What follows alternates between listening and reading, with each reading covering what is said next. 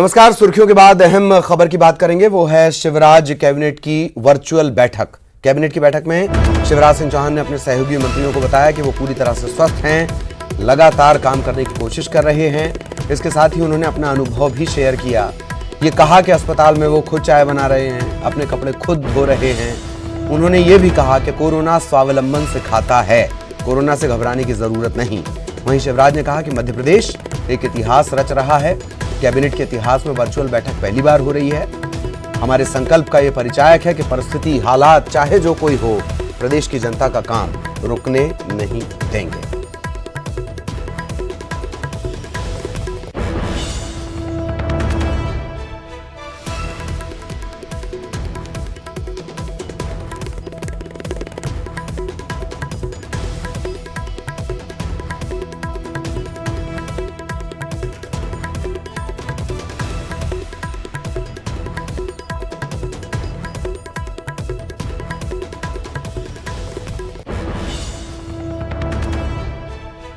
Virtual cabinet की ये तस्वीरें हम आपको दिखा रहे हैं और ये भी जानकारी दे रहे हैं। नीचे आप जानकारी देख सकते हैं कि कौन कहां से जुड़ा है। खास बात के सीएम शिवराज भी चिरायू अस्पताल में हैं, अरविंद भदौरिया वो भी मंत्री हैं, वो भी चिरायू अस्पताल में हैं। कुछ अपने प्रभार वाले जिलों में हैं, कुछ अपने विधानसभा क्षेत्र में हैं, कुछ भोपाल में हैं। ये तमाम लोग एक साथ एक जगह पर नजर आए। तकनीक का कमाल, जैसे कि प्रधानमंत्री बार बार कहते हैं, तकनीक का इस्तेमाल कोरोना जीवन को नए तरीके से देखना सिखा रहा है और तकनीक का इस्तेमाल कैसे किया जा सकता है उसकी मिसाल भी सामने आ रही है। सहयोगी शरद इस वक्त हमारे साथ जुड़े हुए हैं और शरद, ये तो बेहतरी की बात है कि वर्चुअल कैबिनेट इस तरीके से पहली बार, जनता के काम को हम रुकने नहीं देंगे, स्वावलंबन का मैसेज। और प्रधानमंत्री की बात भी याद आ जाती है कि कोरोना ने हमारे जीवन के अलग अलग ऐसे आयाम खोल दिए हैं जो शायद अगर कोरोना नहीं होता तो समझ नहीं आते। आपदा में अवसर। शरद,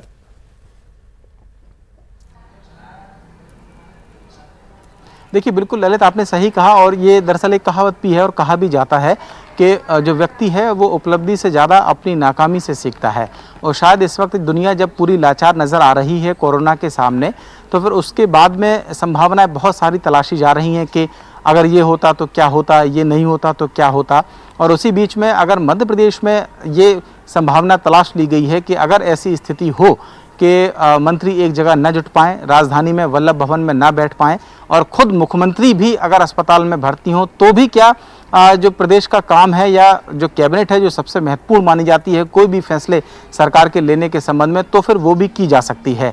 तो इसको कह सकते हैं कि एक अच्छी पहल है, तकनीक का समुचित इस्तेमाल है। हालांकि तकनीक का ज़्यादातर आजकल गलत इस्तेमाल युवा पीढ़ी करती है और कई और नज़रियों से भी आता है, लेकिन इस इस्तेमाल को सही कहा जा सकता है। और ऐसी स्थिति में जब खुद मुख्यमंत्री अस्पताल में भर्ती हों, कोरोना पॉजिटिव हों, एक और उनके जो मंत्री हैं वो कोरोना पॉजिटिव हों और उसके बावजूद भी अगर कैबिनेट की बैठक हो रही है, तो निश्चित ही जनता के हित में कुछ बेहतर किया जा सकेगा, ऐसी उम्मीद हम कर सकते हैं। और आज जब कैबिनेट की बैठक वर्चुअली हुई, प्रदेश की ये पहली वर्चुअल कैबिनेट की बैठक कही जा रही है और संभवतः देश में भी ये माना जा रहा है कि हो सकता है कि पहली बैठक हो।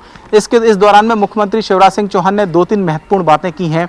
एक तो उन्होंने अपना अनुभव साझा किया और लोगों को बताया कि लोगों का क्या मतलब, मंत्रियों को बताया तो सार्वजनिक बात वो हो गई क्योंकि मीडिया के जरिए जनता तक बात पहुंच रही है। तो उन्होंने कहा कि वो अस्पताल में रह के अपनी चाय भी खुद बना रहे हैं, अपने कपड़े भी खुद धो रहे हैं, क्योंकि जो कोरोना पेशेंट्स होते हैं उनको अपने कपड़े किसी और से नहीं धुलवाने चाहिए। तो अगर मुख्यमंत्री खुद अपने कपड़े धो रहे हैं इस कोरोना बीमारी से पीड़ित होने के बाद में, तो निश्चित ही एक मैसेज उन्होंने ये देने की कोशिश की है कि कोरोना स्वावलंबन भी सिखाता है कि आप भले ही मुख्यमंत्री हों, एक राज्य के, आप कई एकड़ के सीएम हाउस में रहते हों, पूरे सुरक्षा घेरे से घिरे रहते हों, जितने व्यक्ति परिवार के सदस्य नहीं हो उससे ज़्यादा उनका स्टाफ रहता हो सीएम हाउस में, तब भी अगर एक व्यक्ति कोरोना से पीड़ित हो जाता है या ऐसी परिस्थिति आ जाती है, तो फिर वो अपना स्वावलंबन उसको होना चाहिए, अपने कपड़े धोना उसको आना चाहिए, अपनी चाय बनानी उसको आना चाहिए। हालांकि मुख्यमंत्री के बारे में कहा जाता है कि ज़मीन से जुड़े हुए नेता हैं, किसान पुत्र हैं, तो स्वाभाविक है सारी बातें वो जानते ही होंगे। लेकिन हालांकि ये थोड़ा कार्यकाल जी शरद, अब 2-3 सेंटेंस में और जोड़ना चाह रहा हूं। इसमें कहीं कोई डाउट नहीं है, वो जमीन से जुड़े हुए हैं, कहीं ना कहीं ये मैसेज अपनी पार्टी में भी बहुत सारे लोगों को देने का या कन्वे करने का उनका ये तरीका हो। बहुत सारे लोग आए हैं जिनके नाम के साथ भारी भारी पदवियां जुड़ी हुई हैं। वो कहीं के टाइगर हैं, कहीं के श्रीमंत वो कहलाए जाते हैं, लेकिन संदेश यही है कि जो रीति नीति है वो सभी के लिए बराबर है। वो भले ही मुख्यमंत्री ने एक सार्वजनिक तौर पर कहा हो। शरद,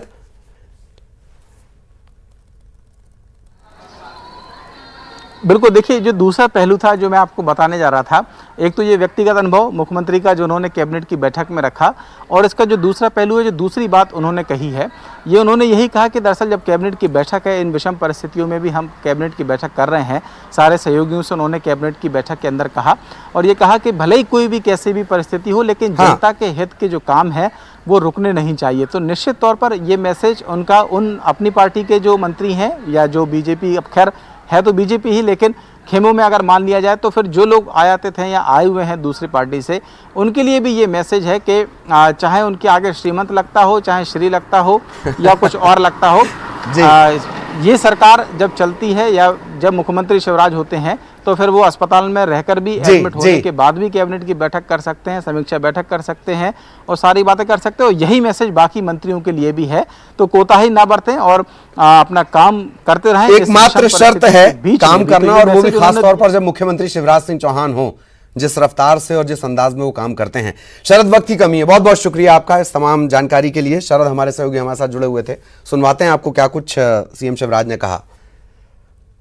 एक निवेदन करता हूं कि कैबिनेट गोपनीय होती है और कैबिनेट की मीटिंग में माननीय मंत्रीगण और विभाग के सचिवगण ही रहते हैं, प्रमुख सचिवगण रहते हैं। इसलिए अगर कोई कमरे में अन्यथा व्यक्ति कहीं हो तो वो बाहर चले जाए ताकि हम कैबिनेट अपने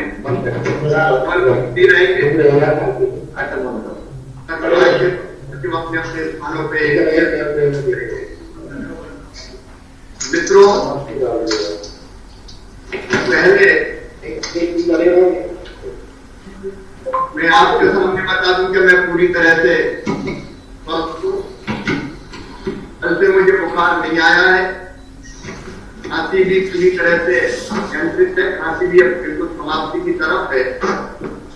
वैसे भी मैं लगातार काम करने का प्रयास कर रहा हूँ। एक अनुभव आपको बताता हूँ मैं। कोविड अपने अस्पताल में अपनी चाय खुद बना रहा हूँ, अपने कपड़े भी धो रहा हूँ, क्योंकि कोविड वाले कपड़े अपन किसी और को धोने नहीं दे सकते। और खबर बीजापुर से बड़ी